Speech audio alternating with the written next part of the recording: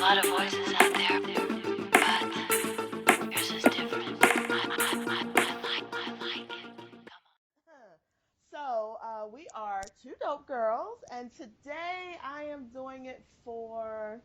I don't know. Now I feel like you. I didn't have one today. I'm actually in a great. I'm doing it for all the dope girls who are in a great mood on a Wednesday. On a That's it. Wednesday. Yep. Um, I'm definitely doing it for Mama D because in that order has been running through my mind all day, and I have it on repeat. And Mama D, you're about to get my 129. So, girl, I am definitely doing it for you because unless you throw that joint on Spotify, actually, I hadn't even checked. Let me go see. If it's on Spotify, you not get my 129. But if another 2 days go by, Friday come, payday come, and in that order ain't on here, I will be purchasing that off of iTunes for you in Listen. that order, okay? Yes, the song rocks a little bit. Like, did you watch it? Did you see S Rock's Love and Hip Hop review? You know I did. And when she recited the words so calm and smoothly, I was like, you know what? That's the remix. Oh my Bitch, it's on god! Spotify. I just found it. This is why I fucks with Mama D real super fucking hard. Mama D, bitch, you And better I'm go over in. here on title trying to see if it's on title while we were talking. I can't find it. Bitch, listen, Mama D. Okay, I know we had other dope girls of the week, but I'm gonna Girl, bypass it's on everything title. In for that order, you. it's on title. This is why I fuck with Mama D because all the rest of these niggas be, I'm in the studio working on my tracks. I'm in the studio working on my shit. And then they don't never come up with nothing. Mama D always hit us at the end of the season. And not only do she hit us with some shit, she makes sure that shit is in place. She puts it on iTunes. She puts it out there. She'll have a video next week. That bitch be on her hustle. Like, Mama D, girl, you are semi dope girl of the week. I can't give it all to you, Listen, she but could be the that's, honorary. She could be yeah. runner up because I'm playing it in the background. It is on fucking title. Like, bitch, you better. And she in her Red Riding Hood. Like, yes, all of this, Mama D. I'm for it. I'm with it. I don't. Can you hear it? Can you hear it? Here. Okay, good. Cause I'm gonna just play it in the background. I'm gonna let this record. I'm gonna stop now so we don't make Mama D come sue us. But Right. yeah, I thoroughly appreciated that. I just Mama D, you doing it right. Fuck what everybody else is saying. You are doing it right. Like, woo. Well, we gonna get to that love and hip hop. Anyway, dope girls of the week. We have a few. We I'll let do. yes, I'll let our down south dope girl run through our dope Okay, girls of the well, week. before we decided to like indulge our entire wretched side, we actually our Yeah, dope girls of the week were going to be the women or are the women of the Democratic National Convention. And yeah. I mean, I have to say there were and I guess we're only really going off of like Tuesday and partially, no, Monday and Tuesday, because Uh huh. obviously I think Barack Obama speaks tonight and then Hillary doesn't speak till tomorrow. But I mean, at least the first night, Elizabeth Warren. First of all, you had me at hello with your shade. Like I was Yeah. here for all of it. I was like, I Straight out love the that you gate. didn't rise above the fray. Yeah. Elizabeth Warren be like, right. So what I'm not gonna do. And then on top of that, not only did you throw some jabs, then you got your ass on Twitter and like continue to read thusly for the whole night. So I was like, you bitch obviously don't got shit else to do, and I fuss with you for that, for just Whew. indulging in petty. Like I'm sure everybody else was like, we're gonna get up and give uplifting speeches, and Elizabeth Warren was like, I'm not gonna do that. Like Right. she just I've was been like, waiting I'm for this making a moment. I conscious have choice. thoughts, and I need to say them. Yes, she Yeah. had thoughts. Yeah. And she said them, and I appreciate it. I'm gonna save the best for last. I wanted to jump to the mothers of the movement. They spoke last night, and for people who don't know, the mothers of the movement are the moms who have come together, who have lost their sons due to police violence over the last few weeks. I mean, Wow. years. Sorry, years. And I appreciated their strength to get up to want to tell their story, B, to want to get up and tell their story in this kind of climate, like a political climate.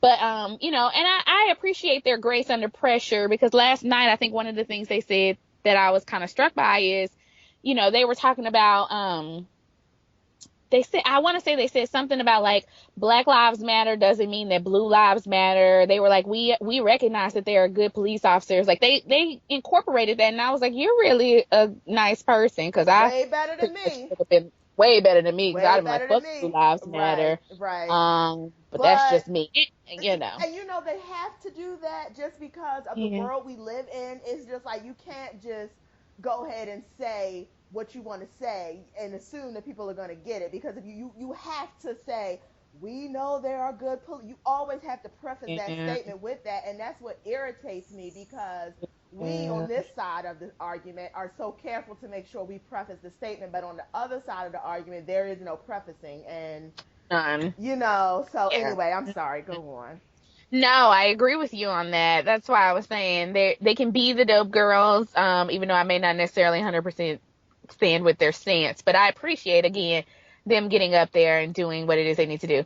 Like I said, Hillary's going to talk tomorrow, but congratulations, and she can be a dope girl of the week for being the actual nominee for the Democratic Party. So she was voted in yesterday. That was the big thing, was the roll call, and Bernie Sanders finally saying, like, I nominate Hillary Clinton, and all the bullshit that has ensued. Actually, some new bullshit ensued today. We'll get to that later on in the show, but Lord Jesus. But Hillary, you at least gonna get our props for that. Like, girl, you are the actual nominee, like, not presumptive. You are the nominee for the Democratic Party. And then last but most fucking certainly not least, really, Mama Obama, I almost made you Dope Girl of the Week by yourself, but I was like, I'm not gonna Yeah. indulge just all that petty, because there were some other women there. But you, ma'am, like, we really could have just stopped it with you. Like, we really could have stopped the whole week, and not had nothing else. Like, we could have been like, let Listen. Michelle Obama speak, and then go ahead and nominate Hillary Clinton. I don't even want to hear Hillary Clinton speak. Like, we could have just ended on Michelle Obama and, Wow. like, been done with the night. They've been and Wow. done with the conference. Like, we're done. Yeah, that speech it was just it was so fucking beautiful. It was just everything. She hit every note that needed to be hit. And I love that she told the story from the perspective of her children who can't, Yep. who can't feel that? Who doesn't want that? Who doesn't want a better world for their children? And I love that I loved everything she did. I love that, she said her stuff, but she never jumped down in the gutter. With the thing that was Nope. tweeted the most was, when they go low, we go high. And Yep. just the ultimate level of class, and just yet So another reason why classy. I will never be at that level, because Me neither. had it been me, Mm. the speech would have went a little bit differently, because at this point the deals are booked, the ink is dry, I ain't got nothing left to live for. I'm Nothing saying to all my lose. thoughts and feelings, all of them, on TV. Not only that, you slayed with your blue dress, you slayed with your hair, She which I saw on did. Twitter. Somebody put the best thing. They was like, Michelle Obama hair is like, it was like Egyptian Jesus, yaki, with like baby angel hair edges, and it was like slay sis. I mean, it was Woo! late.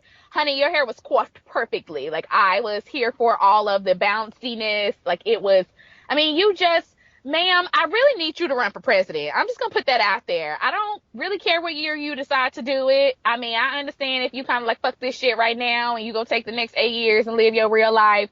That's fine. You young. You a young little sprout thing when it comes to presidential nominations. I mean, Yeah. Hillary Clinton knocking on 70. So you good, girl. Like, go do your thing. Get Sasha and Malia in and out of college. And then I'm going to need you to come back and do something. Like, I'm going to need Michelle Obama to be someone's Oh my senator, God. someone's president, someone's something. And I'm going to need you to serve it to them like policy style. You've already served it to them like realness style. Because you noticed them Bernie bros booed everybody, but it was not a boo dropped when Michelle Obama got on that stage. I said, yeah, because Nope. Michelle Obama will come out in the audience just like she read that one woman when everybody thought it was cute to jump up during that little phase where we had where everybody would jump up during President Obama's shit and, Yeah. and say all their opinions, and he would be all nice about it. And that woman tried that at a luncheon with Michelle. She took her ass right on down to her. She said, do you have something to say? Because I'm speaking. Do Yes. you remember that? I don't, but I'm so Oh, mad. bitch. Go look I'm that so up on mad I YouTube. missed it. Oh, I will. You know I will.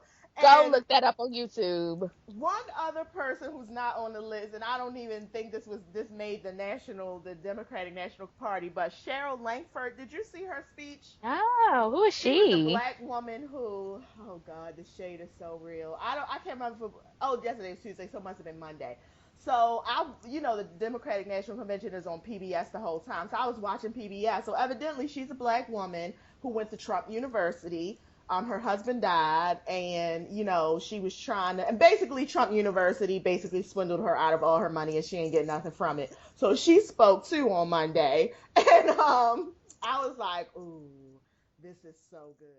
So her husband was a he died at war. He's a veteran, or he died at war. She's a single mom now raising a son, and Trump University promised her all these things, and she was going to get all of this stuff and be able to triple her money, and basically she went and they swindled her out of all her money. And so she was, speaking about that experience. And so I just wanted to also include her in the Dope Girls of the Week, because I thought that her speech was great. And I was like, oh, I love the way that they are lining this up, because I noticed during the, am I right, or am I incorrect, or am I correct in that, remember when Tamir Rice's mom was real angry at President Obama? Did that happen during the Yes. Republican National Yeah, Convention? that was last Okay. week. That's what I thought. Okay, so I thought that this was a good balance towards that. I thought, because it was like, it's like we're gonna meet you one dead son for one dead husband, and I thought, okay, I see where the petty's going, and I appreciated it. So I just wanted I to add do her to our list. appreciate a Yeah, good petty. Yeah. always We're on appreciate a team good that. patty. Yes. Always. So So those are our dope women of the week. Basically all the women who have spoken so far at the DNC. That does not mean the DNC is not a clusterfuck, and we will get to that later on in the show. But we did want to big up the women who are doing it right mhm, as the conference goes on. as it goes on. Now we're gonna revel in petty for quite a while.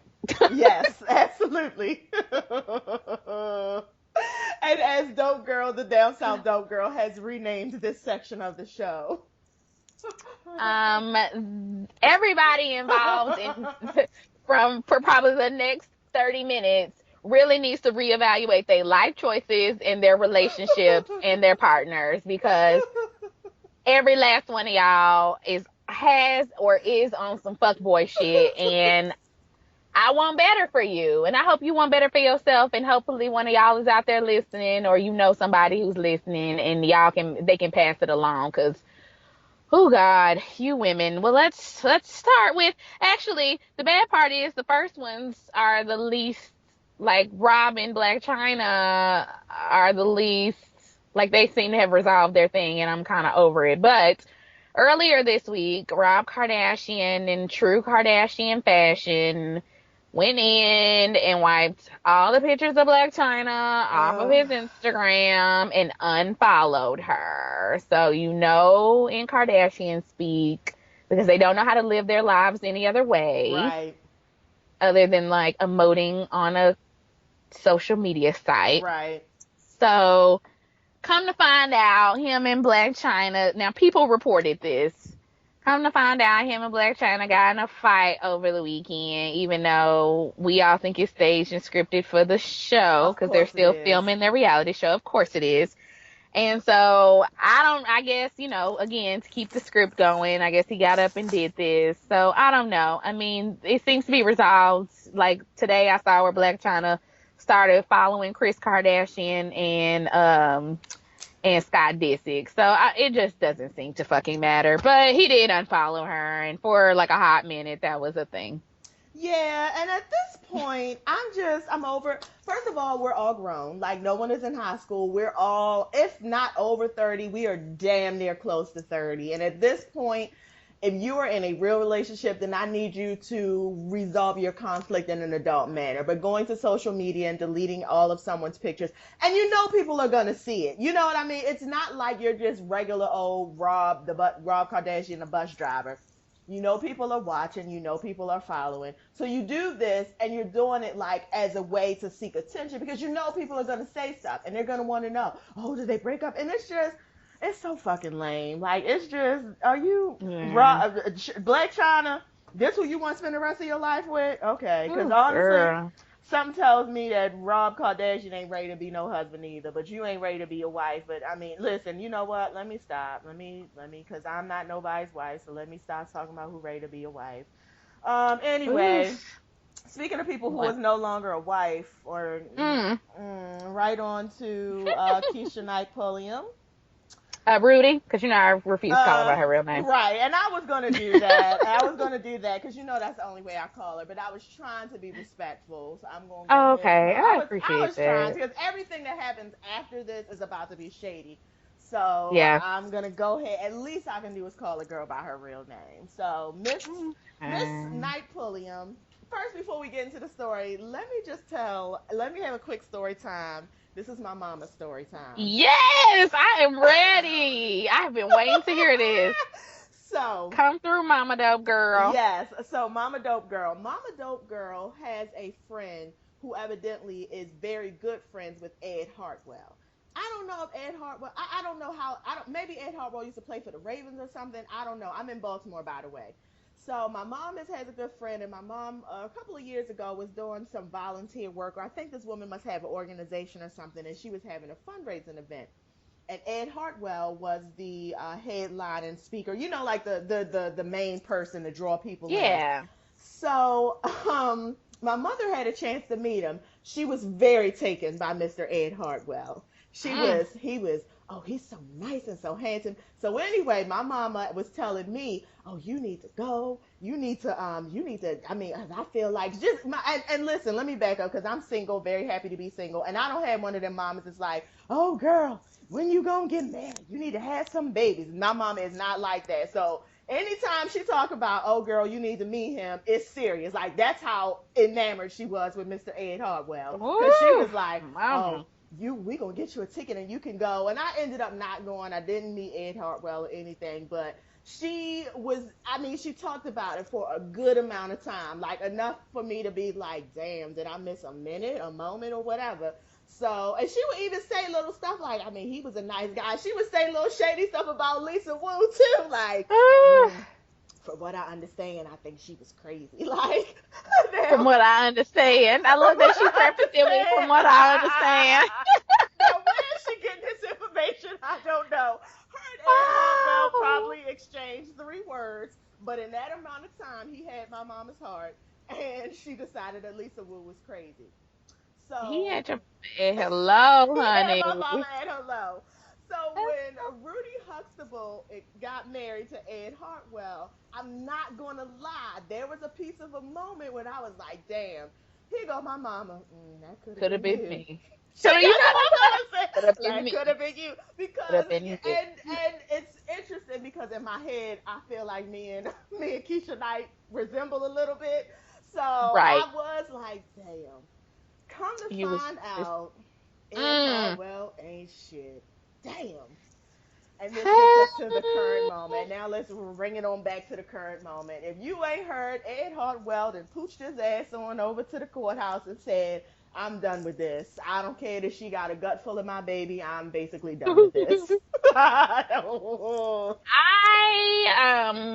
so I in defense of Lisa Wu, and when I say defense, I mean like light defense, not at all. But y'all know I watch Hollywood Divas. Y'all know I watch pretty much any Carlos King production. Shout out to Yeah. Carlos King. Yeah. And Lisa, of course, is on there. She joined the cast like maybe not last year, year before last, or one of those, whatever. She only been on there like 2 or 3 seasons. She ain't been on there the whole time. Well, I remember them asking her questions and her kind of giving her background and stuff. And of course, she was like, I'm Lisa Wu. I was from Housewives. I was on the show, with my husband. Da da da da da.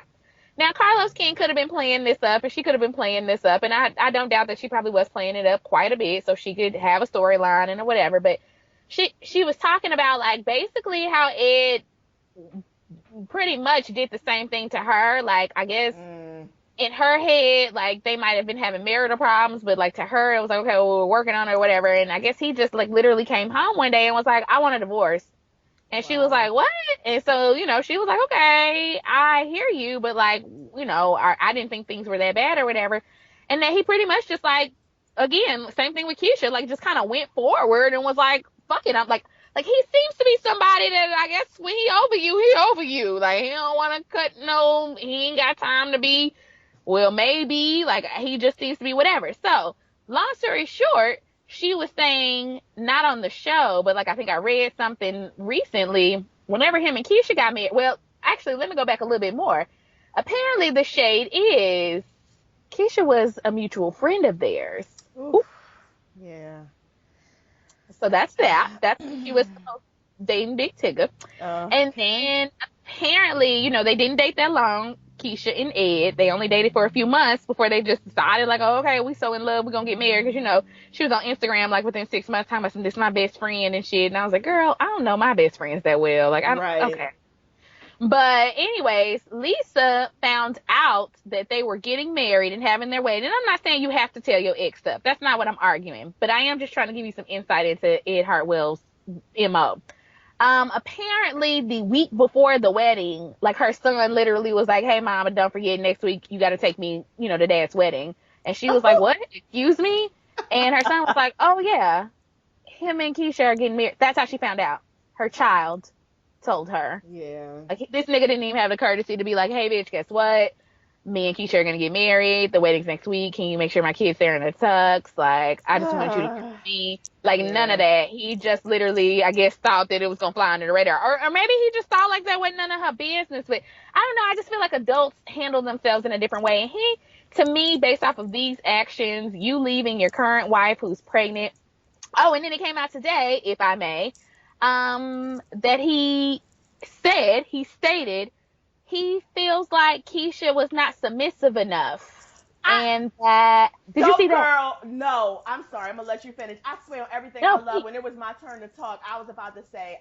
Okay, go ahead. I'm going to say it when it's my turn. Go ahead. No. Oh, go ahead and say it, because we're on the topic. Literally just about to say, I bet I know what kind of man he is. He's the kind of man who, as long as you going with what he wants, as long as you following and you ain't really asking a whole lot of questions and you just keep on, I bet you something tells me that he's fine. But as soon as you start bucking up or asserting yourself, he can't really take that. Like, it just occurred to me, that's probably the kind of man he is. And so, looking back on it, Dope Mama, me and Ed Hartwell wouldn't have made it past the first date. No. No. One of us would have probably flipped the table and walked out on the other one. Yeah. Because what I'm not fitting to do is be quiet. I have an opinion, and I'm going to say all of it. Okay, so Keshia wasn't submissive enough.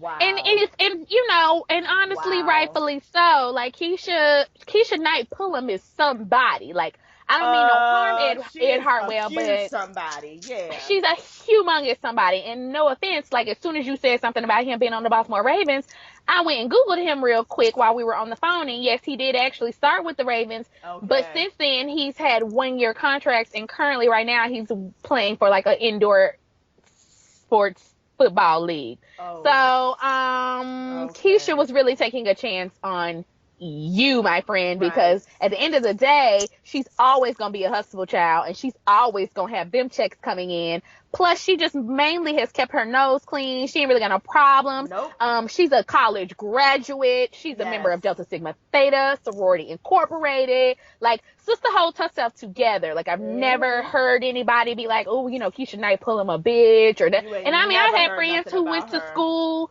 Yeah, no. And I had friends who went to school like in Atlanta and, she would be out. Like she's not a person that sits at the house. I mean, you can go to her Instagram. She mingles amongst the plebes. She's not sitting around somewhere like, well, bitch, I used to be Rudy. I can't go nowhere. Like, no, she hangs out. She seems like a really cool person. And again, I've never heard anybody slander her name either in the industry or outside of the industry. So, I mean, she's somebody. She's somebody. And you, Ed Hartwell, you was on Housewives with Lisa Wu. Like, that's what I remember you from. And I just remember y'all losing y'all house. Like, that's mostly what I remember. Also, I remember when you lost your contract, that's how I learned that NFL contracts were not guaranteed, but basketball ones are. That's how I learned heard that you want to get an NBA player, right? Because Yep. Eric Snow's wife was like, "Ooh, no, She girl, sure their did. contracts are She not." did. That's how I learned the hierarchy. She Like, shaded you real hard on that. oh, I said, "Oh, so what good I to want is an know." NBA player or really an MLB player. That's what you really Right. want. But if you can't get That's that, what you then really want. right. You at least So want an NBA player. You know you're going to at least get a guaranteed check coming in for these next few years and not be living check to check for a year or trying to save all your coins at the beginning of your career. So when you're dropped 3 years later with no income, y'all sitting here looking like, okay, well, he's 33 and really don't have no other viable choice. right. Because if he can't get his ass on a commentator show, I'm not really sure what else NFL players do, or go start a Uh car dealership. Like, what do Right, you do or after maybe they that? coach, they can coach. And then you also have to think about what Okay. they do to their bodies too. So then now not Right. only is he broke, but he's also half brain dead. So Right. that's the other Right. thing. So Yeah. all of that. So my point is, Egg wanted her to be a little bit more submissive, and she has no reason to be. She is Keisha Knight Pullum. I mean, if she chose to, that's her thing. But you had to know, like, this girl is somebody who's ambitious. She's bright. She probably is not wanting to sit at the house and just like worship at your feet. Like, that's just not She don't what have she to. wants to do, and she doesn't have to. Like, she likes to do things. She likes to go out. She probably likes to eat. She has friends. She seems like a sociable person.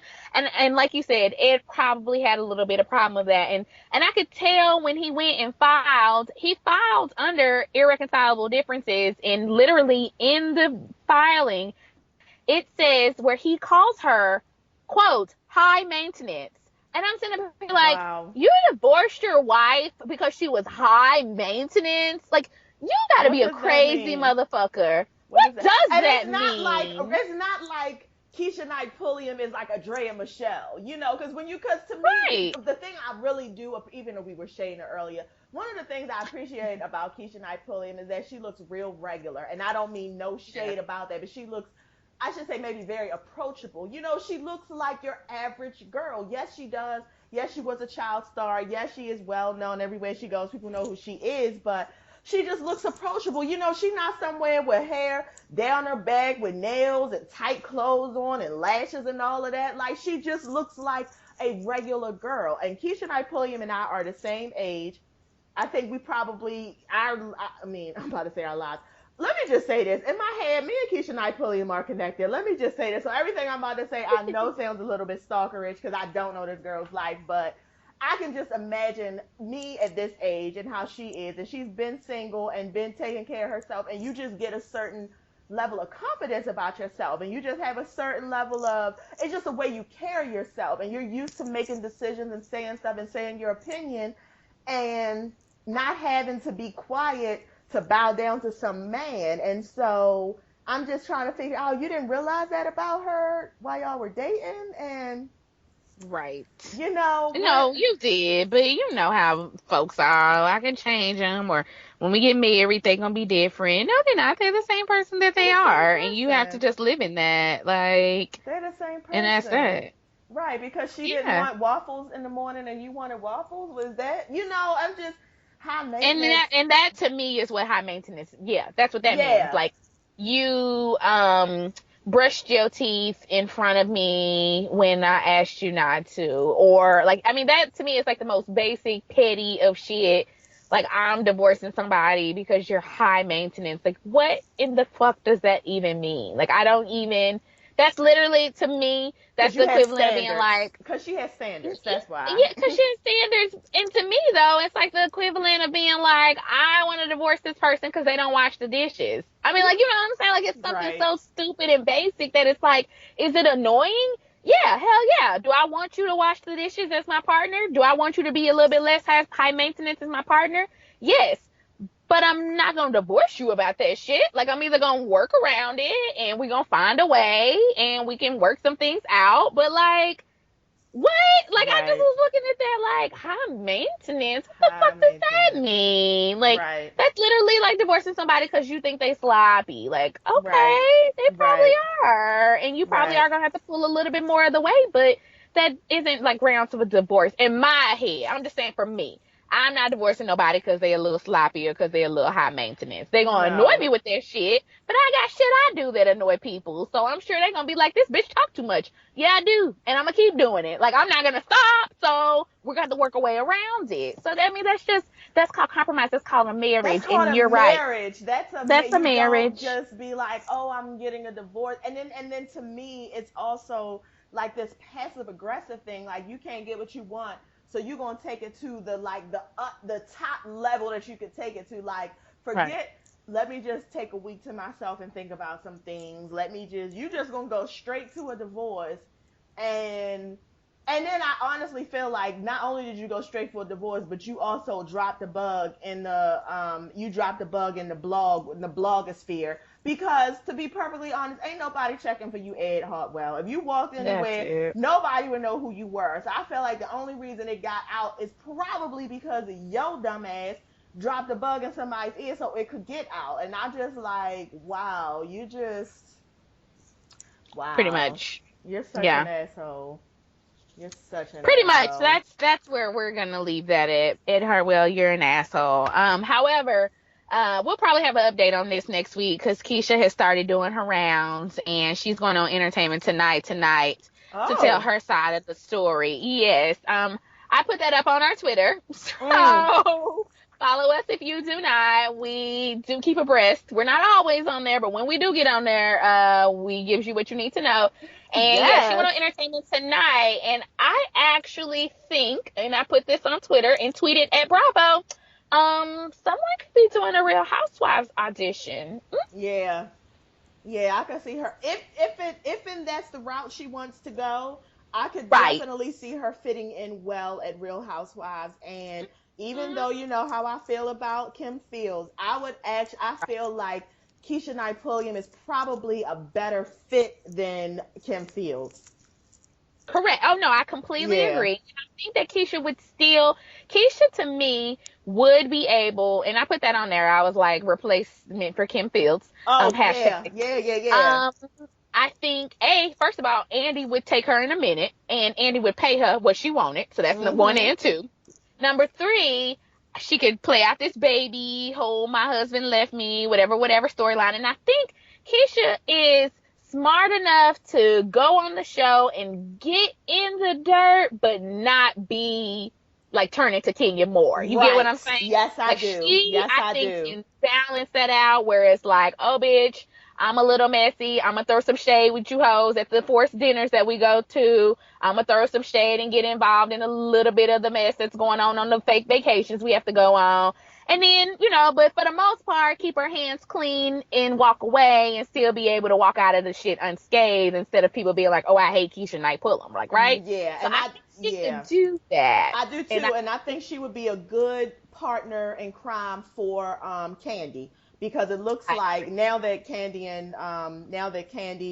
there's a rift between Candy and Phaedra is kind of latched on to Portia. I feel like Keisha Knight Pulliam is a good match for Candy, because something tells me Keisha Knight probably ain't really a drinker, and she be buttoning her shirt up real tight to the top. Like some just tell me like I think her and Candy would be like a good duo, a good power duo on that show. I agree. I Yeah. agree with that 100%. But anyways, stay tuned. Like I said, I'm sure we'll have an update next week because she's going and doing her rounds now. Some more of the story is bound to come out, or at least her side. Yeah.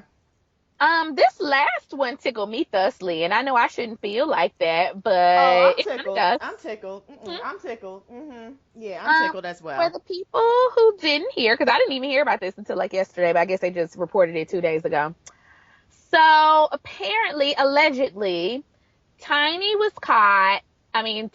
caught cheating on Tiny with Safari's ex boo. Okay, so again, T.I., who Right. is like quasi involved, I don't know what the fuck him and Tiny really are, was Well, cheating they with have this a 4-month old girl. baby, so Well, yeah, I know they're fucking. I know that, but I don't know what their like title is because at one point I guess they weren't together, they weren't married, and then they were, or something like that, and then now they don't live in the same house because she lets him do his thing, and that's where I'm about to go to is the okay. whole freedom thing. So we'll get there in a minute.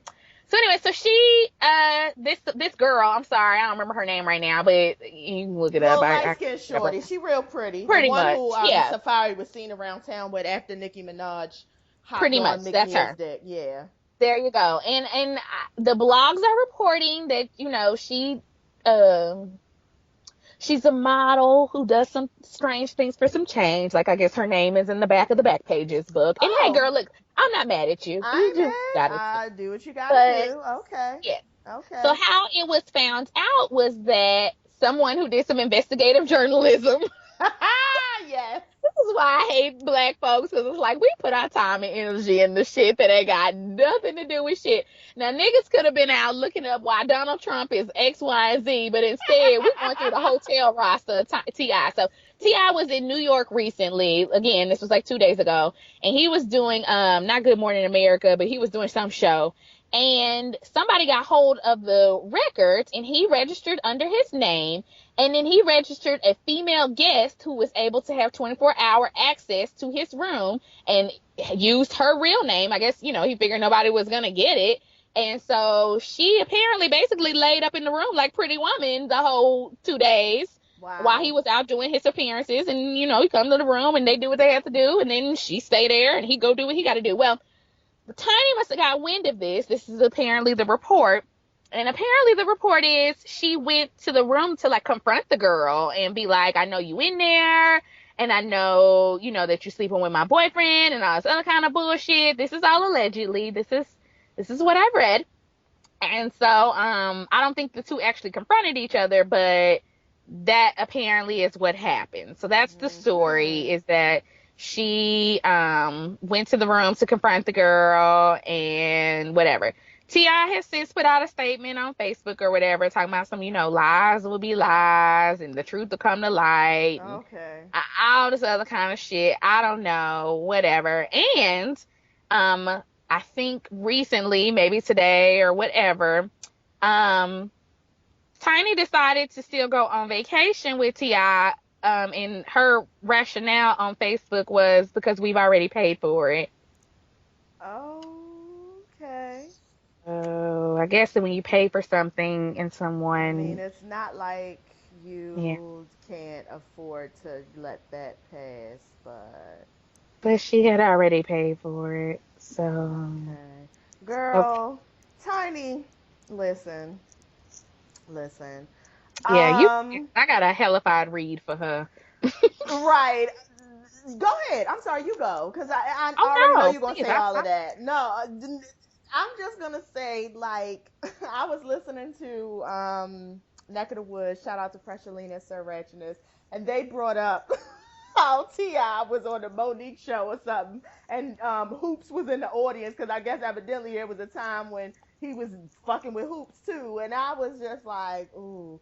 So he just do your read, because I just, because I know you're gonna say all the My things. read is this. My read is, girl, you get what you ask for, okay?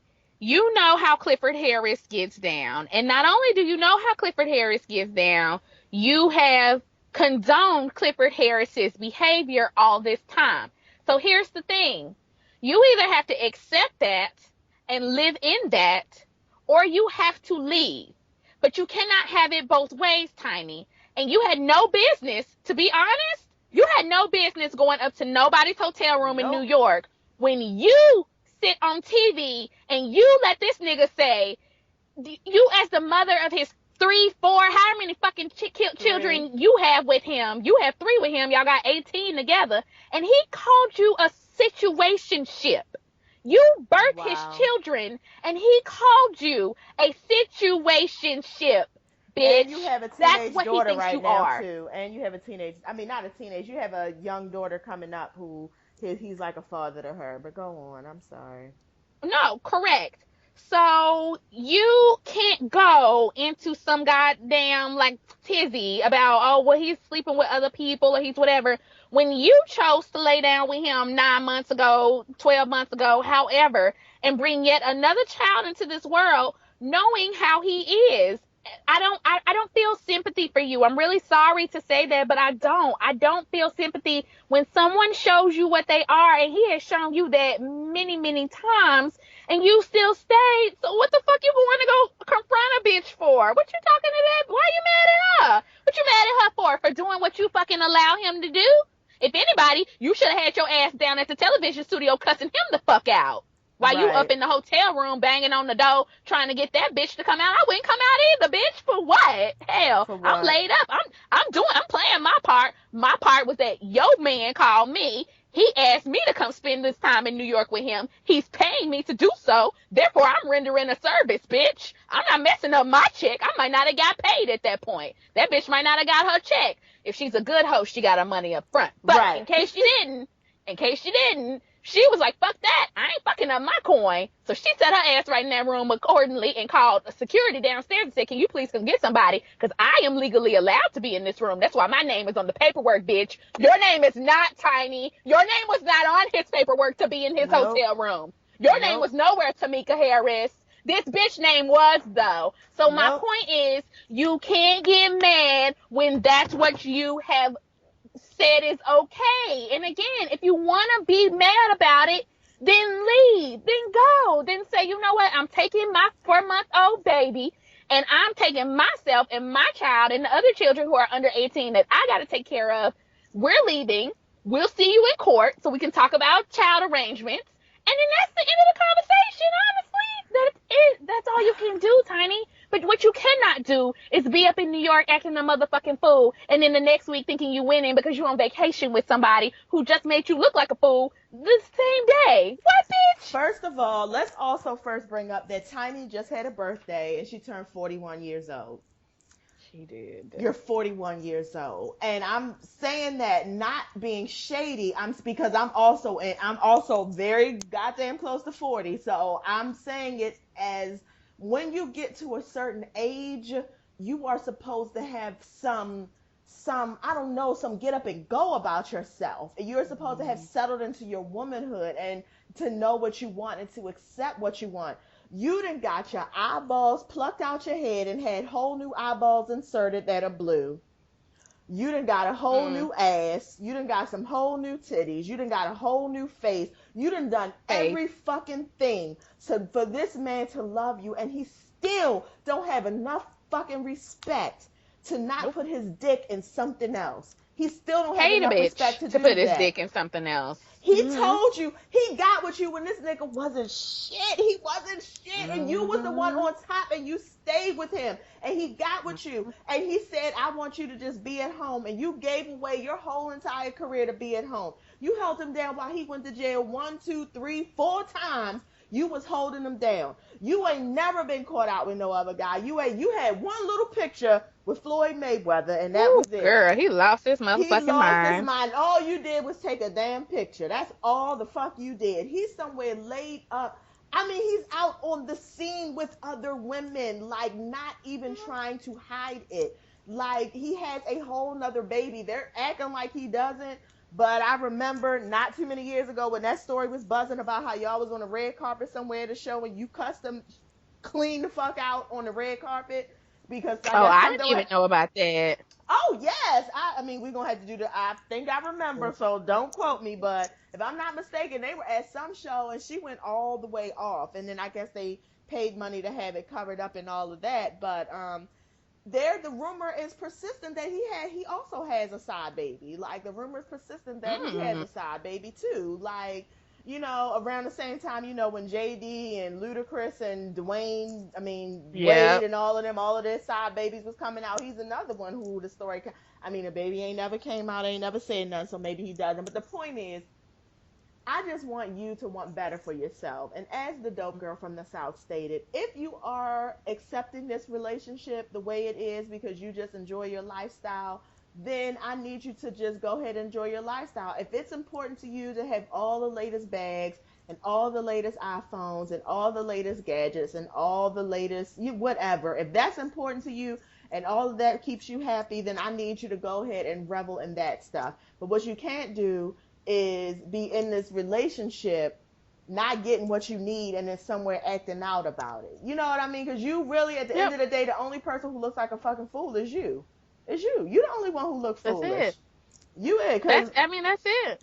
Because T.I. like looking like the man right now. He got you somewhere grown as shit acting fucking crazy. Like, why are you in New York banging on doors trying to fight somebody? Like, you knew that was going to make it to the blogs. You had to know. You had to know. Oh, God, I wish I was in that hotel. Girl, I would have been in the exit in between the slats. You know how they have the little, the little, what? Damn, I can't think of it. What is that thing called? When they had the slats on the door and you could see through the door. I know what you're talking about, yeah. I would be right through there with my camera phone recording it all like, yes, I'm about to get a check. Just like that girl who taped that fight in that elevator. I'm about to get a check. I don't give a fuck what happens after this. So, it's Tiny, I just want better for you. Like, I don't even want better for you because to me, you know what you got. Like, if you don't want better, you know what? I'm gonna put Tiny over there on my list with Kelly Rowland. I can't keep rooting for you when you don't root for yourself. Okay? If it's not important to you, yeah, can you hear me? Yeah, I can hear you. I'm about to say that. Okay. There you go. Oh, yes. If you can't root for yourself, this is okay for you, just like no shade to Kelly. Well, shade to Kelly.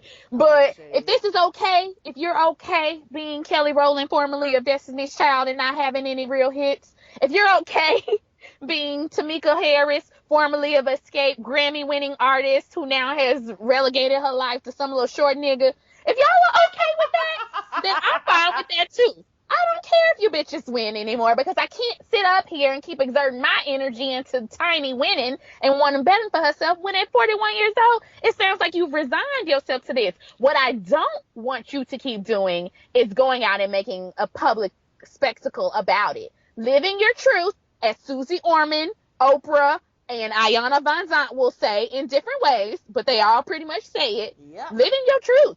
Your truth is that your boyfriend, husband, whatever you want to call him this week, baby daddy, whatever, he fucks other bitches, and you've allowed him, and you're accepting of that. Yep. So stop going and go banging on doors. Like, just stop. Just stop. Just go on about your business, raise your baby, get your coin. Like you said, if you like a new bag now and then, you like a good little, you get to go on a trip of 5, and, you like being Tiny Harris. I get it. Okay, girl. But what you can't do is shade these other bitches when they basically are just, again, playing their part in a role that you set up for someone. Like, I don't see why you get mad and going to go banging on doors, bitch. And again, I just looked and saw he went to the View. What you should have been is had your ass down there with Raven Simone, being like, nigga, what the fuck, who the fuck? Like, if you gonna confront somebody, that's who you need to be down doing instead of over at the plaza banging on the good white people doors. This is why they don't let us up in the shit. You kind of light though, so you probably got a pass to walk through. But you know she do. That's why they didn't stop you at the door, because anybody else a little shade darker, they would have said, ma'am, can we help you? right at the elevators. Right at the elevator. You wouldn't even got to the elevator. Right. At the door. Right. At the doorman at the plaza would have said, may I help you? Right. I need to see your key. Are you here with the guest? What the man say to her on Pretty Woman? Are you here with the guest? Oh my God. That's the key. So she actually could. She was like, oh yeah, I'm here with my uncle. Yes, all of that. And it's just Pretty Woman, yes. Quick little side note, the T.I., fuck you. Like I used to be a huge T.I. fan, but once I realized that he is just like the quintessential Hotep nigga, I was like, oh, okay, I can't really fuck with you. Fuck you, T.I. Like, just super fuck you. You have daughters. Like, I don't know why some men don't recognize the connection. You have daughters. You have teen daughters who are on social media who are seeing all of this. Like, I don't know if you heard the story. I heard this real quick. I had never verified it. I haven't seen it anywhere, but evidently Tiny also got into it with Zanique, her oldest daughter's father's wife. I did see that. Yeah, and I guess she cussed her out, and then the father called and was like, lose my number, don't never call me no more. And then I guess Zanique was like, well, fuck you, I'm about to change my last name. And I'm just thinking about this poor young girl who is about to repeat all of the same things that her mama just did. She's about to get Pretty in a relationship much. with a nigga who's not going to treat her right. Ti, you have another daughter who's coming up who's like 14, 15. I don't know how old she is. A pretty girl who's about to do the same thing. And then you have a newborn 4 months old who's about to do the same thing. And you have boys too who are watching you who are going to turn around and treat women like this. And Yep. I just don't understand how you in one breath can act like, you can say all your best SAT words and you can, spout these philosophical things and you don't even understand that your actions are fucking up your daughters and your sons. There, and it bothers me. It boggles my mind that you don't want.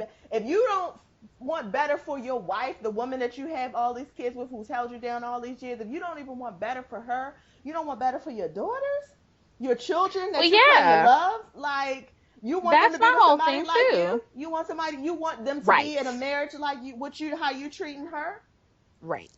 That's what I never understand. I'm always like, to me, it's not a illogical or irrational jump. Do I want my daughter to deal with this? Like, if you're doing it, then duh, she's gonna have to, because you're not doing anything to help break the cycle. You're just you're acting as is. You're just living up to, I guess, what you think society or men are supposed to do or whatever. But again, and I see this at a lot of men. This isn't just a Ti thing. I mean, we're just talking about him, but I don't know what all y'all be thinking. Do y'all think like, oh, well, my actions don't have consequences and I'll never have to deal with it? No, your daughter's going to come home one day and be like, this fuck boy ass nigga, God forbid if he does something permanent, like get her pregnant or give her a Yep. disease Yep. or anything of that. Like, y'all hadn't even thought that through. Y'all can't even get your minds to wrap around, like, it's just wrong to treat people that way. And I should be honest with folks. And if I'm going to fuck a bunch of people, then I don't need to go around having a bunch of babies and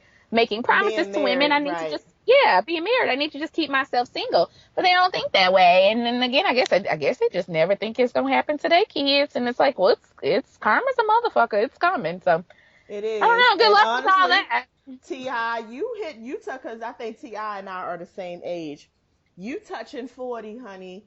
And I know you got these girls and you got money. You got enough money to keep some young girls around you. But one day, you gonna get tired of this fucking different girls, and you gonna want somebody to be there to have a conversation with you, to go to Denny's and get the early man dinner with you. Like, you're gonna be old, and I don't understand why these men don't recognize you're gonna be old one day, and you're not gonna be able to keep up with these little young girls. And Tiny is the one who's gonna be with you and who's gonna take care of you. And God forbid you get sick. Because that's the other thing. When you get sick, that's when you start really realizing, like, oh my God. Because the little young girl, Safari's girlfriend or whatever, she don't give a fuck about you. She trying to get her next check. Because now she can't get Pretty much. now she can't get no more Nicki Minaj via Safari check. She's trying to get some checks off of you. She's not going to be there for you when you getting your chemo and you bald headed and crippled and wiping the drool off your lip. No, and I don't understand. More men need to think about that. Like, there's going to come a point, like, you're very, very virile now or whatever, but there's going to come a point where you're not going to be at the top of your game and you're going to need somebody. And while you're treating all these people who take care of you like shit, you're going to turn around and need these people. So when men realize that, it's just like the episode of Golden Girls where Dorothy, she's sick. And she go to all them doctors and she read the shit out of that doctor at the end, and she was like, I wish that every doctor early in their career could get sick so they understand how it feels when they go to the doctor. And I wish every man early in their dating cycle could just have something happen that makes them really appreciate having true people around them that love them. Anyway. Yeah, because they normally don't figure it out. In my experience from the older men that I know, they don't figure it out until they get to that age. And then it's all like, oh, I want to call you back and get back with you. Girl, my auntie ain't checking for you no more. Yep. And that's she's living her best life. Right, and that's exactly right. So, anyway, moving right along to... Yes, that was our relationship section. We hope someone learned something from that. Yes. Okay, so Michael Jordan. Oh, hey, God. I mean, we'll take it. Listen, he said he was going to he has come out and he has said that he's going to donate and black people need to not die. I just have a little bit of a thing to say, and Dope Girl, I know you're going to feel me. Me and the Dope Girl, just to give you a background on us, both of us have an extensive background in the nonprofit and fundraising industry. And this is the thing. The people he said he was giving money to was the NAACP and Yeah. community policing. Let me just, because I don't think, unless you are in the world and you do fundraising, I don't really think people understand. I think they're like, oh, I'm giving the money to a worthy cause and something's going to get fixed. Let me just explain to you how fundraising works. When you're in an organization like the NAACP, that's a large organization. It has a whole lot of staff. So that $1 million that he gave to them is going to keep a whole bunch. Yes, it is going to keep a whole bunch of people employed. But if you think it's going to actually change something, it's not. That money is going into the NAACP pocket that's going to keep them afloat. And that's really, and honestly, when you see people who are giving to these large organizations and who are making these large donations and who are making a splash about it, it's really for the optics. It's not because they're really. And listen, I'm not in Michael Jordan's head, so don't even let me say that. But what I'm saying, in my experience, is that when people give money to that, especially to larger organizations, it's really more for the optics of it. It's not really about they're trying to make a change. Because if he, in fact, was trying to make a change, the people who could probably really benefit are the people who have actual boots on the ground. And that would be the Black Lives Matter movement. That would be the Black Liberation Movement. That would be the Campaign Zero. That would be all these organizations who are coming up, who are very small, who actually are on the ground, meeting people, doing stuff, coming up with strategies, and who are on social media and keeping us all informed of everything that's going on. The NAACP is not doing none of that. They're not. The NAACP, that's just, listen, I'm not saying there was not a time that they were not needed. And I do still think that they're needed, but they are more a name than anything else. And that's just the truth. And this community policing thing, I used to work for the Baltimore Police Department, and I actually the Baltimore Police Department, I used to manage their grants and write grants. The Baltimore Police Department used to get a huge amount of money. I believe it was in the millions. I can't remember if it was from the state or from the federal government for community policing project. And I would literally take whatever application I submitted the year before. I would copy and paste it. I might move a sentence around, and that's all I would do. And I would submit it literally like the day it was due. I would copy and paste whatever we sent last year, update the date, submit it, and we would get all the same money that we always got. We had to submit a report every 4 months, and I would call somebody over, and they'd be like, oh yeah, we had cops. They hosted this many coffee with cops in the morning. We had this many neighborhood patrol walks, and all them patrol walks was over in the affluent neighborhoods. They wasn't even really where you needed them. We had this many meetings at high schools. Like, I'm just trying to say, like, they called it community policing, but in real life, like, it was just numbers on a page. It was just nothing was moving, and that's that. So when I saw that from Michael Jordan, I was just like, this is cute. I'm sorry. This Everything is cute. was too planned out. Yeah. No, that's what it is. And just like you said, it's all basically for optics. And so to me, no offense to Michael Jordan. I mean, I guess we should be happy he said something, because Michael Jordan is known for not saying anything about anything relating, and that's not now, that's throughout his whole career. Like, he's never talked about Chicago or the situation in Chicago or anything. Like, he just doesn't ever, he's known for that, and that's why everybody was so awed that he finally fucking said something. But he said it in a PR statement. He didn't even say it, like, so that's first. And second of all, like you said, he picked out these planned organizations. They don't actually do anything to impact the community. Like, it's all bullshit. So I guess if it'll keep y'all niggas buying his next set of J's, I don't buy his shit, so I'm not personally offended or affected by it. I mean, I do wish that we would see some stronger standout athletes standing up. And so I guess that gets to our next point, which is, Carmelo Anthony and WNBA ladies Right. have been very vocal as of recently. And Carmelo Anthony, he actually, I think right before the ESPYs happened, he, wrote that article or wrote that thing for the New York Times, and was basically telling other athletes, like, y'all need to step y'all fucking pussies up. Like, these are Yeah. black men dying, and we have some sort of power. We are people who are influential. We are businessmen. We are out in the community. We are seen as, larger than life. We need to use our voice. And so I commend Carmelo for that. And I then they do. went on the ESPYs. I do. And, I'm sorry, and just a quick go ahead. a quick thing about Carmelo Anthony, because, and I really appreciate you, Carmelo Anthony, because you almost didn't make it where you were. Remember that stop stitching? Like, I Yep, don't know I if do. anybody who's not from Baltimore, I don't know if y'all would know, but there's this thing called stop stitching. I'm sure it's on YouTube somewhere, but it is a hood ass video. People smoking, they showing guns. It's terrible. And Carmelo Anthony's ass. This is before he got in the NBA. I think he was still, Yes. was he, did he, I don't know what college he went to, but I don't know if he was about to go to college or he was already Right. in He college, might have and been right in high school when it happened, but he was in college when it but came they were out. looking at him, and they knew that he Yeah. had a future. They knew he was headed to the NBA, and he is prominently displayed in this Stop Snitching video, and it's basically a video about Baltimore's finest nobodies who are talking Pretty about y'all much. niggas need to stop snitching to the police. It was a big deal in the city, and It Carmelo was. Anthony's in it, and it almost deterred his career. So Mm-hmm. ever since then, when he finally made it to the NBA, because that was a big thing, and so for him to make it to the NBA, he's been real quiet and real clean. If you notice, you ain't heard shit about Carmelo Anthony. He got him a Nope. girlfriend. They were Yep. together. They got Yep. married. You ain't heard him talking about shit. So for him to come Yep. out now and do this, I just want to further say, like, it's a big ass deal, because he's putting a lot Mm-hmm. on the line, and that's all. Oh no, and rightfully so. And I appreciate that and I know he knows he's putting a lot on the line, but that's the point.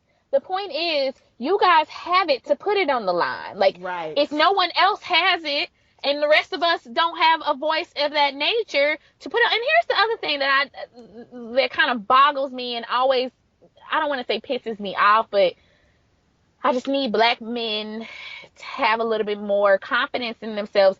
Y'all are the NBA. Yes, the owners own the teams, and that's a whole nother conversation we can talk about on a whole nother day, because I do think there needs to be more ownership. And I feel like if we had more black sports agents and lawyers, they would write that shit into your contract. Because honestly, y'all niggas should have it in there where you get paid, but you also get certain stock incentives, especially after you retire. There's no reason why Kobe Bryant should not have some sort of ownership in the LA Lakers. As much money as you made them, that kind of shit should be in y'all's contract. And back in the day, just a side story, this dope girl wanted to be a sports and entertainment lawyer. Oh, yeah. And I was like, oh, you got to go to school. But one of the things that I wanted to do, I was like, oh, I ain't doing no more reading. But one of the things I wanted to do is I was going to start a business, and I literally was going to tailor it towards black male athletes. And we were going to go through and talk to them about, and they could still have a white lawyer, but we would go and we would re-review their contracts and their lawyers and their payments and all of that for them. Yeah. And that's what we were going to do. And you can still keep your representation, but we would look at your lawyer's fees. We would look at your agent's fees, like anything they put in front of your face. You could say, hold on, I want to send this to my other person. We would do it for a reduced fee. I mean, still a lawyer fee, but still a reduced fee. And I would just read through it and give you suggestions and say, you might want to ask for this. You may want to take that out. You may want to ask, this is the standard rate. Because those boys don't know that. They're I remember when you told me this idea. I always thought it was a great idea. I always did. I still think it is. 18 years old, starting businesses, signing contracts. And no offense, but a lot of the times the NBA puts people on them. I'm not trying to get into a big conspiracy, but I used to be really into like football and basketball and stuff. And so I used to really follow this shit. When you get tracked, if you're a LeBron James, they first of all start talking to you in high school. We all know that. They start talking to you on they start paying off your AAU coach. They start paying off your high school football coach. You start talking to agents and stuff then. The agents don't look like you. The lawyers don't look like you. They're white men who have tracked you and have been able to get into your system and your network and promise you this, this, and that. So then you go to college. You still got the same thing. Now you got a few more agents on you because now they know you in college, and now they know you finna go to the NBA, and everybody know they finna get a payday. It's the NBA sends these agents. These agents are contracted through the NBA. They know who these boys are, and they send them these white men to go down and go, I'm going to make all your dreams come true. You're going to go work for blank blank next week. I'm going to buy your mama a house. I'm going to buy her a car. I'm going to buy it in my name because we technically can't give you no money. But I'm going to go ahead and do these favors for you. And then when you get in the NBA, I'm going to sign out this contract for you. I'm going to take care of you. These boys go back and look. These niggas got 50% return rates. Like, they done basically took half of their goddamn salaries. And it's just, and this is not me just coming up with this. If anybody ever watches that 30 for 30 broke, they will tell you that. They show you the percentage breakdown. The players are getting paid last. The agents, the lawyers, the this, the that. All them folks is getting paid first. Them boys is getting the end of their check. That makes no sense. So anyways, long story short, y'all are the NBA. You all need to use your collective power. If all the NBA players said, you know what, we're not going to play at the start of the season because we don't appreciate cops being out shooting people. And until we see some sort of legislation or laws or whatever enacted, we'll just sit the season out. My contract is guaranteed, so you got to pay me. Boop. Right. So I'm gonna get paid. Look I'm gonna sit my ass right here. At Michigan. Look at the Michigan State team. Remember that? I mean, I think I'm not sure if this is true or not, but I feel like they've actually put some things in place since that. But look at how powerful because niggas started figuring out what they could do. Exactly. Look at how powerful that was, and I would love it, but you know, you get to a place. When you come from a place where you ain't never had nothing, and now you have a whole lot, you're scared to go back to not having. I've been saying they're feeding on that. Yeah, and they put you in the mind frame, and then you're around all these people, and it's like you're insulated. So it almost feels like, well, this ain't my problem. This ain't really what it is, because you've now reached a level. But it is, because honestly, Dr. Dre. Just sometime last week, he got a fucking wake-up call in front of his own goddamn house. In front of his house. His house. They called the police on him, and he's sitting in the back of a fucking truck in handcuffs because somebody said he had a gun. This is Dr. fucking Dre. Who don't know who fucking Dr. Dre is? White people who can afford not to, who don't care. And know that they still got the law on their side. And not only that. But Dr. Dre has reached a level where he's even, he's even crossed the line where even white people know who he is. But even Dr. Dre, after everything that he's done, as powerful as he is, had a fucking wake-up call, I don't know, was it this week or last week, where he was somewhere in the back of a car like every other nigga in handcuffs. Because somebody said he had a gun, and he's in front of his own fucking house, so he didn't pay a whole bunch of money for. My thing is, even if he had a gun, it's his property. He can pull out whatever the fuck he wants to on his property. This motherfucker I'm protecting my house. That just broke all kinds of records this time. Was it last year? Like, you can't tell me people don't know who Dr. Dre is. Like, and so even if you didn't, you were in a neighborhood, you pulled in someone's driveway, they asked you to move, and then when you moved, you kept talking shit to them, and they pulled a gun out on you. They are allowed to do that. It's called the fucking Second Amendment. You're on my property, and you're threatening me. I'm now going to use my force to get you off of my property. So even if Dr. Dre did, which I don't think Dr. Dre did have a gun, but even if he did, as long as he was standing on his drive walk, his piece of grass, his house, he could do whatever in the fuck he wanted to, even if he wanted to. That's why I don't fuck with these, no offense, but white people who be like, oh, Second Amendment gun rights. No, you don't care about that. You only care about that when it deals with white people. Because again, if Dr. Dre had done that, Second Amendment gun rights would have protected him to protect his property. But the fact that the police showed up, asked him to come outside, searched him, and then put him in the back of the car lets me know y'all don't care about no fucking Second Amendment rights. Because if you did, you would have never done that. You would have knocked on his door and said, Mr. Dre, do you have a problem? Because I understand that this man is harassing you. That's what you would have said. That's what you should have said. And even if the guy said, well, he had a gun. Hello? And even if the guy said he had a gun, they should have said, well, he's actually on his property. He's allowed to do that. Is there anything else we can help you with, sir? Because we're going to have to ask you to leave. That's how that whole conversation should have went. But the fact that the white man, just off virtue of being white alone, could go into this neighborhood where he probably wasn't supposed to be anyways, because I'm thinking in my head, if you're pulling up in somebody's driveway, you must not know where the fuck you going. Like, to the point where the person has to ask you to move. Like, why are you here? Why are you even at my house? Like, I don't feel like Dr. Dre lives up the street from people. Like, you know what I'm saying? Like, I feel like he Dr. lives in a Dre lives, community his house where is literally the only house on that block. I know it is. probably. So that's sitting up here like, why were you even there to begin with? And then when, like I said, when the police came, it definitely should have been an open shut case of like, Mr. Dre, are you okay? Like, that should have been the end of the conversation, but it wasn't, because he's a black man. So again, going back to the NBA, I want them to recognize and use, and that's why when LeBron James got up at the ESPY Awards, I was sort of proud of him. Now, you still ain't took yourself all the way there with me, because I'm still mad at you for acting like you didn't know what the fuck was going on with Tamir Rice in Cleveland.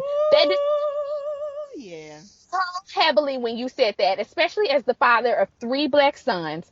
And when you sat here and said, well, I don't really keep up with things like that at a press conference, you mean to tell me you ain't kept up with probably the biggest thing happening in the nation? So I know it was on the news every day in Cleveland. And I have a feeling Savannah doesn't just stare at you every night. I'm pretty sure she says something like, hey, did you see? Or did you know?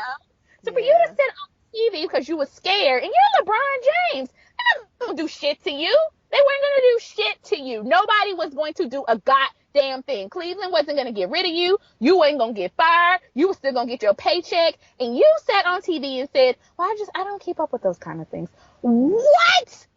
Yeah. So anyway, you haven't got all the way back in my full good graces, but at least you got your ass up and did a planned speech, so I'll give you some credit for that. But anyways, so they sit up, and then the WNBA players are not getting fined for wearing their Black Lives Matter shirts, which I was like, that's some bullshit to begin with. The NBA players were there, so why the fuck are y'all fining these women? Right. But I guess so. Go athletes. Some of y'all are half-assing it, Michael Jordan, LeBron James, and some of y'all are really going for it, Carmelo and the WNBA women. So I appreciate all of y'all for bringing your collective voices together, and hopefully you'll start to inspire some real change. Real difference. At the very least, you're bringing it to a wider audience. So there you go. Yeah, I appreciate you for that. Yes. I appreciate you for that. Speaking of black people having to suffer through plights, this week, after from Michelle Obama's speech, where she spoke again. I've already spoken about this before, but she spoke again about how she, is so grateful that she, lives in a house. She understands that she lives in a house that was built by slaves, and she gets to wake up in the morning and see her 2 beautiful black daughters playing out on the lawn. And again, she said this before, so we talked about this, but after that part of her speech, the Twitter sphere exploded with white people being like, what? I didn't know slaves built the White House. Bitch, who you thought built it? Who you thought built it? That's the only answer I had for everybody. And have you seen the White House? It looks like every fucking plantation mansion that is ever shown on any fucking slave narrative movie. Like, have you seen the White House with the columns in the front and all the windows? No. That was one of the arguments. I saw that on Twitter. Somebody put, well, it's so nicely done, we couldn't have ever imagined slaves did it. They were like, look at the intricacies on everything. Girl, yes. You know what, girl? Let me I'm not even kidding. Yes. Look at too intricate black people that have done it. Every fucking thing in this country was built by slaves, bitch. Every fucking thing. So what are you talking about? Like, we would have no country were it not for the free labor that my black ass ancestors provided. Like, what the fuck are you talking about? It's done so nicely. Of course it's done so nicely. Don't you know, black people, we reside in excellence? That's what we are. We are excellent. We've always been excellent. And when we got to this country, we've had to be more excellent, because that's the only way you will acknowledge our black asses, by being excellent. What the fuck are you talking about, girl? I just couldn't believe the secondary shade. It's like, you didn't already shade us enough of like, oh, black people built the White House? Like, why would I ever think that? Oh, because I thought it was because it was so nice that you Negroes could have never that was like shade and shade. Like you shaded in a shade. I don't even know how you shade in a shade. And then the next Ooh, day after Michelle Obama's speech, so I guess last night, Bill O'Reilly got his ass on TV fuck him. and talked about how wasn't really slavery because these slaves had good food and were treated nicely. So it was really more like help. Quote. Bitch! First of all, there's no such thing as treating a slave nice. The very definition of slave is negative. So there's no it's like an oxymoron. There's no such thing as a well-treated slave. The fact that they're a slave already right there negates everything you said before that. A slave means somebody who's doing work. They're forced to do work that they're not being paid for. The fuck do you mean they were treated nicely? Because they were given meat instead of just bean mush? Like, that's treated nicely? You know what? Bill O'Reilly said that Mama just. Obama was technically inaccurate because they were more like help. Because they were treated nicely. Okay. I have to stop now because I have to stop now. I am so tired of people who don't know shit talking. Like, I swear on everything I love, 2016 has really been a year of people who don't know shit just being real loud. Like, how is it that you don't know shit and you just real loud? Like, sir, a quick Google search, a read of a book, anything would have told you that's not what slavery was. And we have to stop continuing this.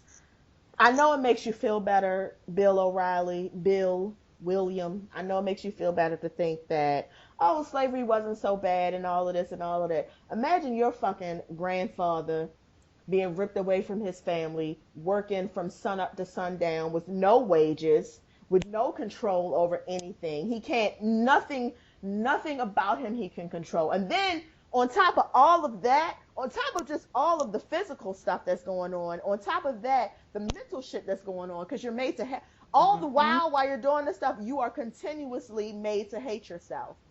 And you are feeding that into your kids, them hating their selves and them hating their kids.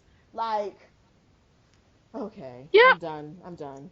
Oh, you're on one page. So anyways, the stupidity of Americans continues to astound me. I cannot even go there. Like, even if you just Googled what year the White House was built, like, common sense would have led you to know that, like, black people weren't free. So, duh. Like, I mean, it's just kind of one of those, like, y'all had to know. But again, your white privilege allows you to not even have to think beyond. Nope. Like, your white privilege allows you to never have even had to think about, oh, yeah, I guess slaves did build that. Yeah, because that's what black people were doing back then. Yeah.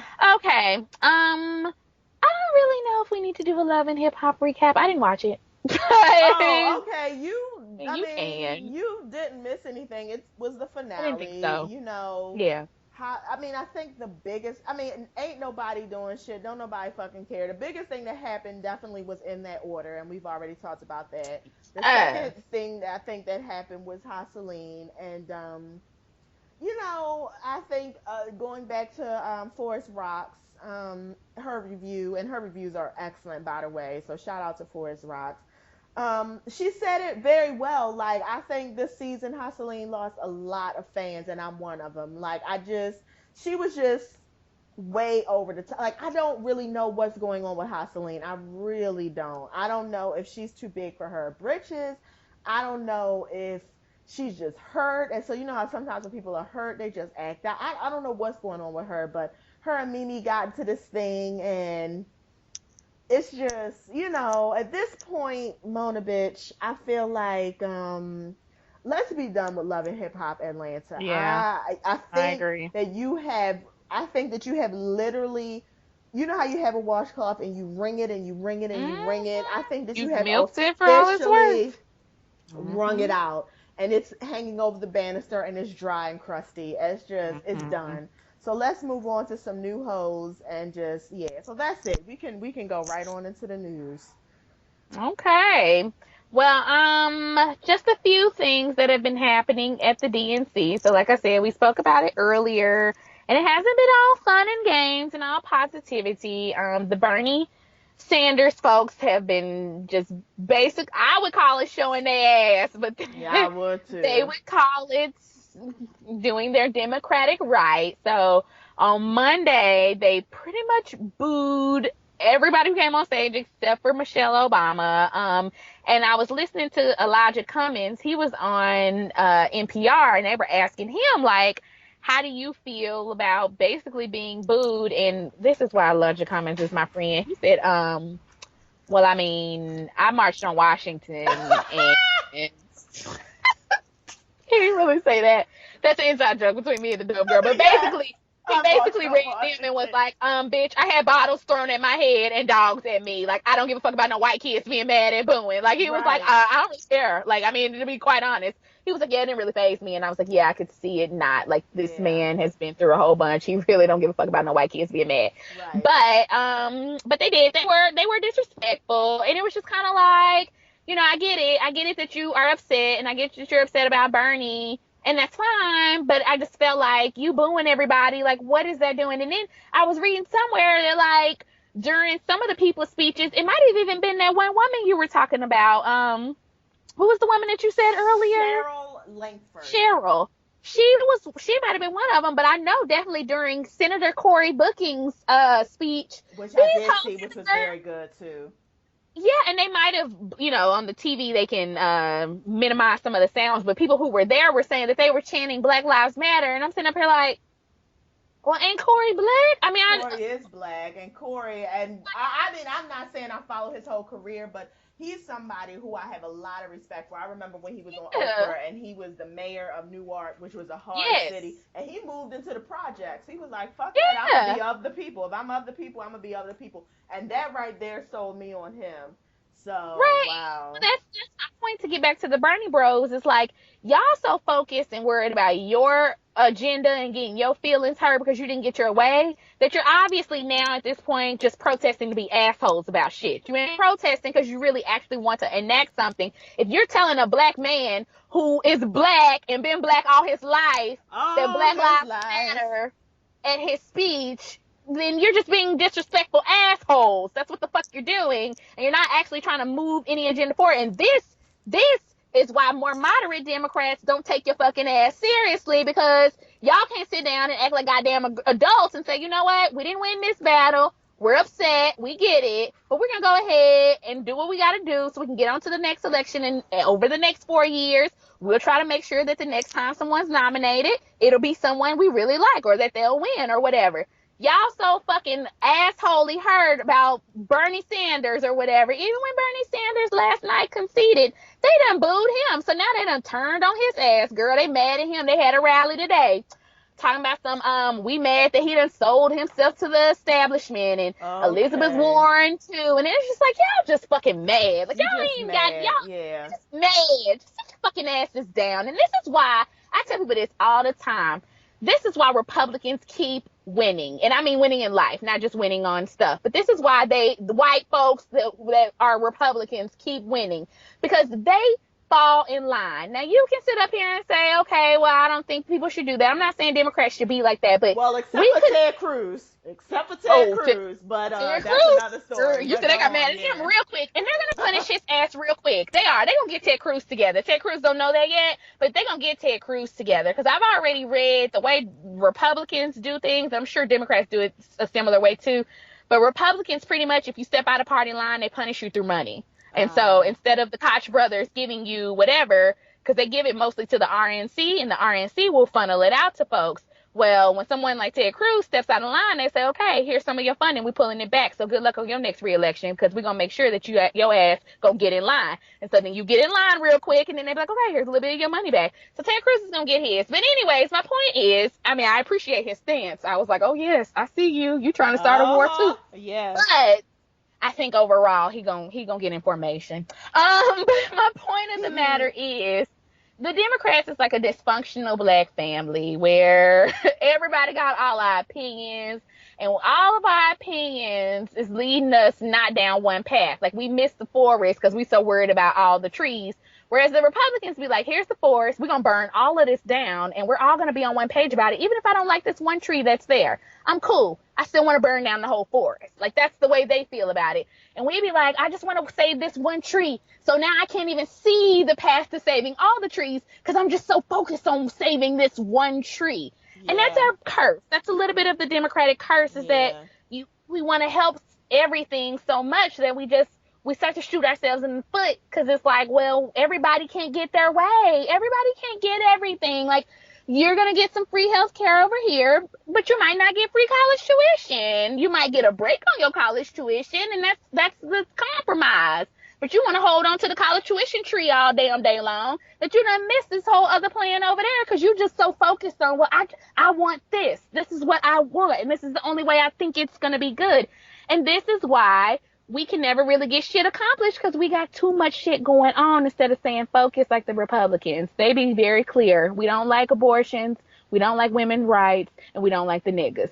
As long as you stay, and we like our guns. So as long as you stay on one of their paths, they cool with you. They be like, you know what? You might not like this gun, and I might not like that gun, but we both can agree that we don't like this, so we don't want nobody to take our guns, so we're good. But we be sitting up here. So anyways, the Democratic National Convention is kind of turning into a clusterfuck behind the scenes, but Hillary got her thing, and I just wish everybody would I'm just tired of hearing people bitch about Bernie Sanders still. It's like, we still talking about this. About him.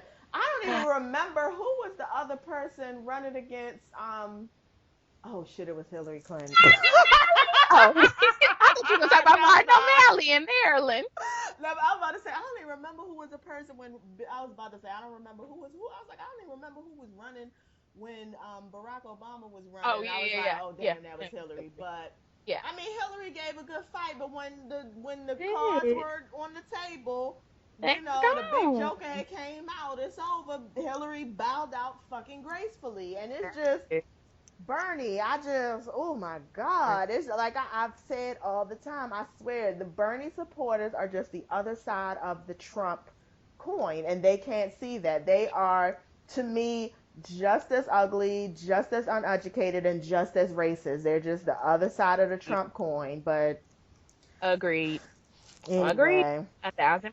Yep. So the last thing is, unfortunately, in Baltimore again. So they have decided, or it has been decided, that they're just going to drop the charges on all remaining officers involved with the Freddie Gray case, due to the fact that there have been no ways to get convictions over the last 3 officers who were acquitted. So that's where we are. I guess Freddie Gray fucking threw himself around the back and killed himself and severed his fucking spine and all of that. And then now, the kind of secondary fallout to that is not only is that there's not justice for Freddie Gray, which, by the way, his mama lives over in the Baltimore Homes or whatever, because they had her on TV and I needed her to get off TV today. Yeah. It was not a good look. But anyhow, I digress. That's a little bit of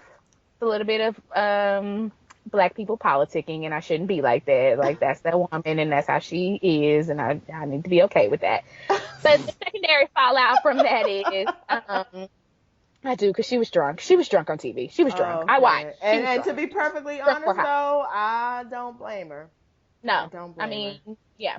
But the secondary fallout from that is Marilyn Moses' ass is being called to the carpet, and everybody's like, what the fuck, who the fuck, why the fuck, whatever. So I also saw her on TV today, or on clips, where she was kind of just defending her stance and that she really tried. And I'm not saying that she didn't. I think that she did.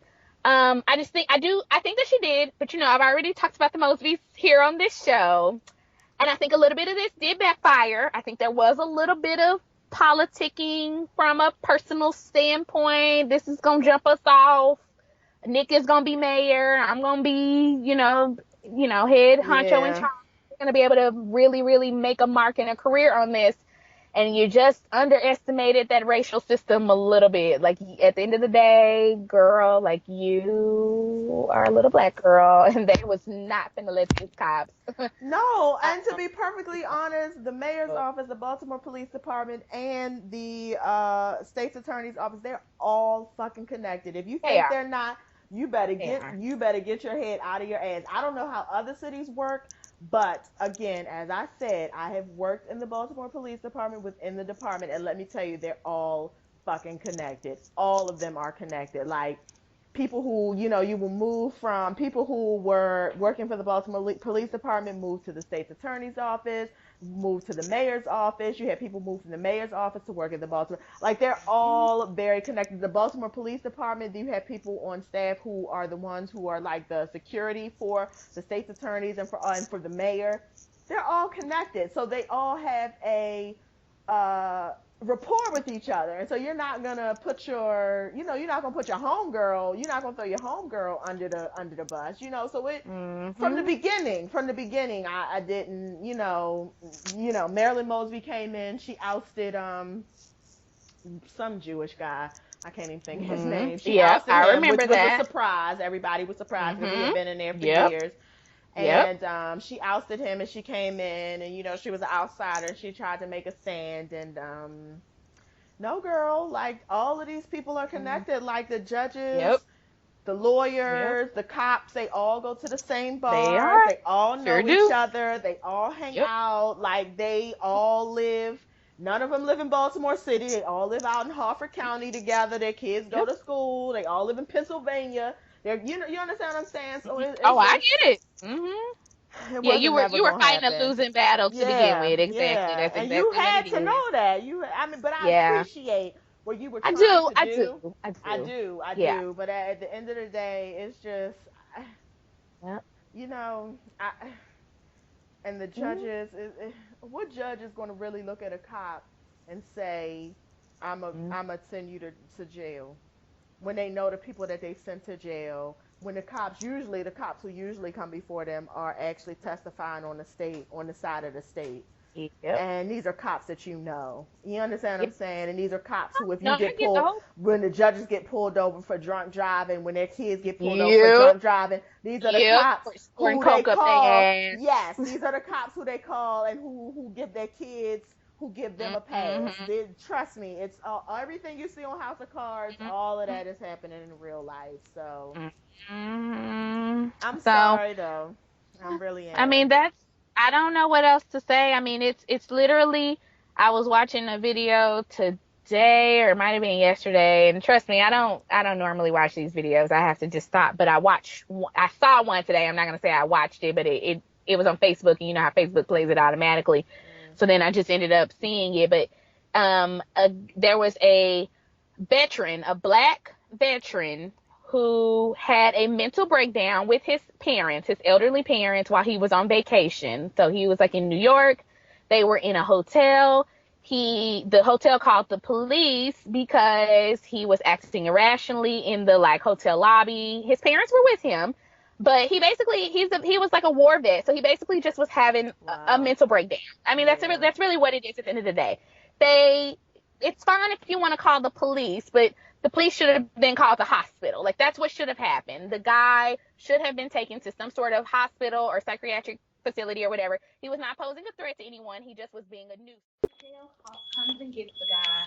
And when they come and get the guy, instead of taking him directly to some sort of mental health facility, they take him to jail. Well, by the time they take him to jail, he starts having a physical as well as mental breakdown.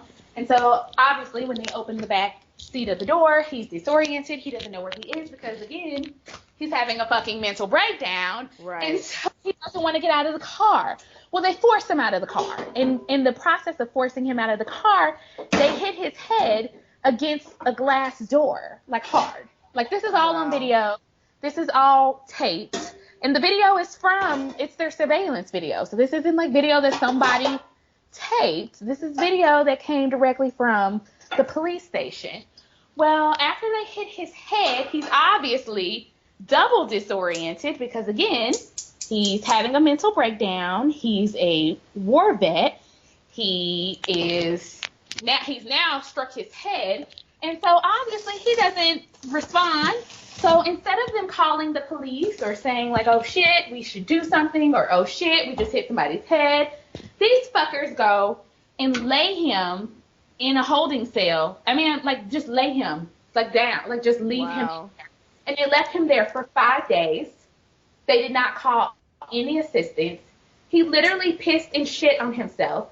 They would throw food and like just leave it like where he couldn't get it, but even if he wanted to get it, he literally couldn't move for 5 days. And of course he died. His parents came up there to get him, and they were like, oh no, he's still being under surveillance. We can't let him go.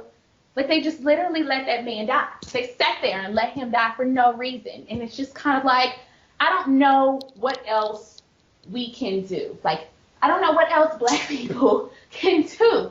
Like, we can serve our country. We can be veterans. We can be perfect. We can be students. We can be lawyers. We can be teachers. They threw that teacher lady.